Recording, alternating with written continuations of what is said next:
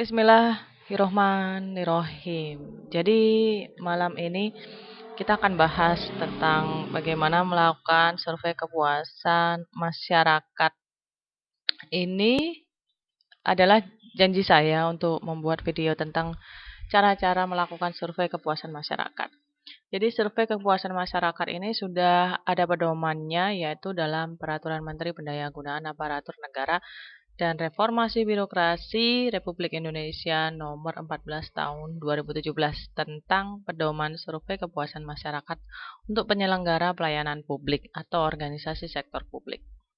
Ya, di sini kita bisa temukan keterkaitan peraturan Permen 14 2017 ini dengan Undang-Undang Nomor 25 2009, Peraturan Pemerintah Nomor 96 Tahun 2012 dan Permen Nomor 3 Tahun 2016. Kita akan temukan pada pasal 1 apa yang dimaksud dengan survei kepuasan masyarakat. Di dalam permen ini juga nanti akan disebutkan indikator yang akan digunakan atau yang perlu digunakan untuk mengukur survei kepuasan masyarakat serta metodologi survei. Itu semua, dua hal itu sudah ditentukan. Terus survei ini dilakukan oleh siapa? Bisa oleh penyelenggara pelayanan publik atau lembaga lain yang memiliki kredibilitas dan reputasi di bidang penelitian dan survei. Jadi ini juga bisa dilakukan oleh mahasiswa atau atas nama perguruan tinggi atau oleh dosen atas nama perguruan tinggi. Dan survei itu harus dipublikasikan. Ya. Survei ini bisa dilaksanakan setiap 3 bulan atau setiap 6 bulan, minimal setahun sekali. Itu semuanya ada dalam aturan ini. Mari kita skip saja langsung ke lampiran. Ini adalah latar belakang dari survei. Jadi kita kalau mau membuat laporan dari survei, kita boleh mengambil sebagian dari isi latar belakang ini. Kenapa survei itu perlu untuk dilakukan? Apa tujuannya, apa sasaran, dan prinsip apa yang harus diterapkan atau diimplementasikan dalam melakukan survei itu.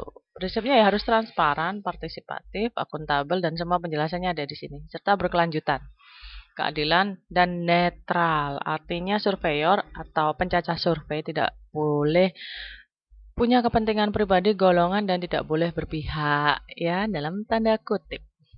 Ruang lingkupnya itu harus menjelaskan tentang metode pelaksanaan teknik, langkah-langkah penyusunan survei kepuasan masyarakat, dan langkah-langkah pengolahan data, pemantauan, evaluasi, dan mekanisme pelaporan sampai rencana tindak lanjut. Jadi kalau surveinya itu menghasilkan suatu laporan yang nilainya negatif, ya harus ada tindak lanjutnya. Apa artinya gitu ya, harus ada peningkatan sih. Kurang lebih seperti itu.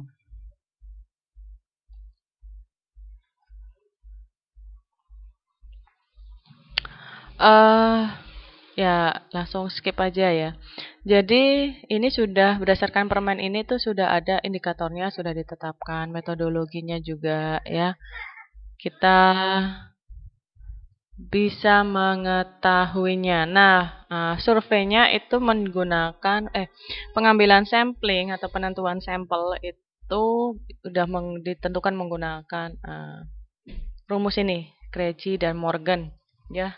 Penghitungannya seperti ini. Jadi kalau dalam bab 3 itu tinggal ini saja disalin. Ya, itu udah jelas ini enak menyalin kayak gini nih. Terus bobotnya ya. Seperti ini tuh harus ada dalam penghitungan hasil dalam penghitungan bab 4 dan ini semua intervalnya menggunakan ini. Jadi interval ini sudah ditentukan melalui 3 kotak ini ya. Bobot nilai rata-rata, serta SKM. Dan hasilnya seperti ini. A, B, C, D. Ini adalah skala Likert. Skala Likertnya. Apa yang ditanyakan? Yang ditanyakan itu cuma 9 pertanyaan. Kemarin sudah saya bahas dengan kelas sebelumnya, yaitu kelas MBP. Ini adalah jumlah populasinya ya. Jadi kalau kita mau menentukan populasinya kira-kira itu sekitar 217.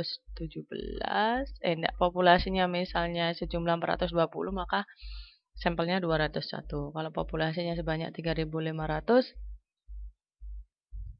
Maka populasi sampelnya itu jadi survei sampel itu adalah orang yang ngisi survei itu sebanyak 346. Begitu seterusnya. Dalam survei kepuasan masyarakat ini mudah sekali ya. Ini yang akan kita masukkan ke Google Classroom. Kita menggunakan Google Classroom saja sebagai wawasan tambahan buat kalian, agar kalian tidak berpikir bahwa survei itu harus dicetak secara manual. Boleh sih dicetak secara manual. Jadi kalian harus perhatikan bagian-bagian ini yang saya tandai kuning ya. Tanggal survei itu harus ada di Google Classroom. Jam survei, jenis kelamin, pendidikan, pekerjaan, usia ini harus ada di Google Classroom. Google Form. Jenis layanan serta pertanyaan-pertanyaan ini itu harus muncul ya. Hanya ada 9 pertanyaan dan itu menyenangkan sekali sih. Kenapa? Karena nggak terlalu banyak. Ada 9 pertanyaan ya. Dan ada skala Likert-nya ini sudah 1, 2, 3, 4. Ya. Sudah, ini adalah bagian yang kuning ini yang akan kita masukkan ke Google Classroom. Itu saja dulu.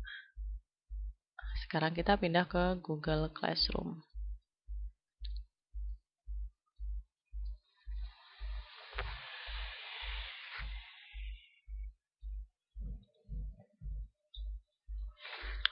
Jadi itu tadi sekilas pengantar singkatnya. Terus saya buat part 1 saja dulu ya. Nanti kita akan ketemu dalam tutorial untuk memasukkan unsur-unsur yang akan kita nilai tadi ke dalam Google Form.